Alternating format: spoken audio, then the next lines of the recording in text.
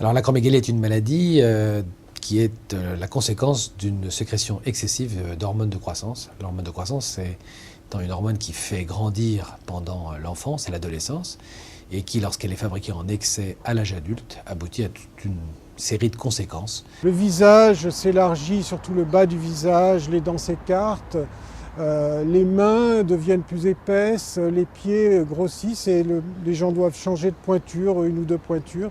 Et donc c'est l'ensemble de leur morphologie qui se modifie progressivement.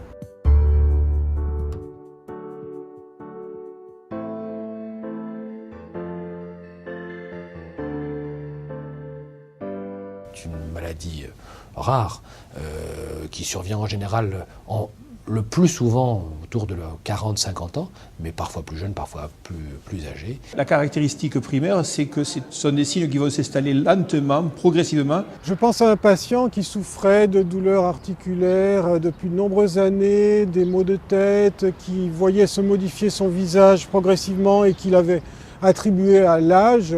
Et c'est le jour où il a changé de médecin, où il a vu un médecin remplaçant qui a pensé à ce diagnostic, qu'il a pu finalement être traité et être guéri de sa maladie.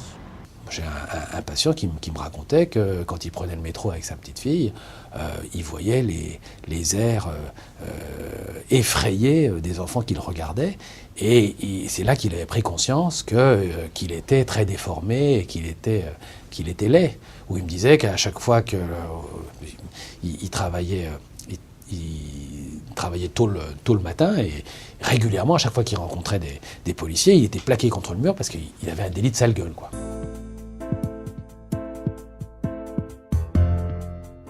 Le dépistage de l'acromégalie est important car c'est une affection qui est lentement évolutive. Donc plus on attend dans la maladie et plus les conséquences vont être irréversibles et vont être graves, amenant à une réduction de l'espérance de vie. Des modifications cardiovasculaires avec une hypertension artérielle, des signes d'insuffisance coronarienne et beaucoup plus tardivement des signes d'insuffisance cardiaque. Ça peut être l'apparition d'un diabète, et ça peut être des modifications de la qualité de vie, en particulier avec des troubles du sommeil, des modifications de la voix.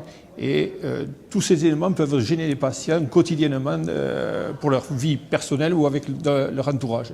Donc pour toutes ces raisons, plus on fait le diagnostic tôt, plus on va avoir de chances que le patient n'arrive pas à ce stade des complications et surtout ne se déforme pas trop.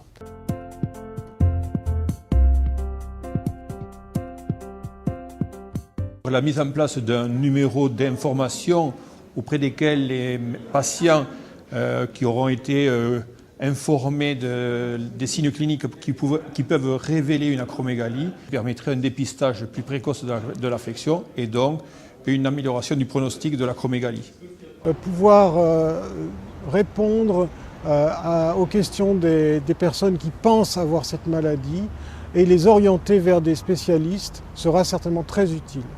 Proposer aux patients qui présentent ces symptômes qui, associés les uns aux autres, peuvent faire évoquer la maladie et ensuite demandent des renseignements, me paraît effectivement une excellente idée.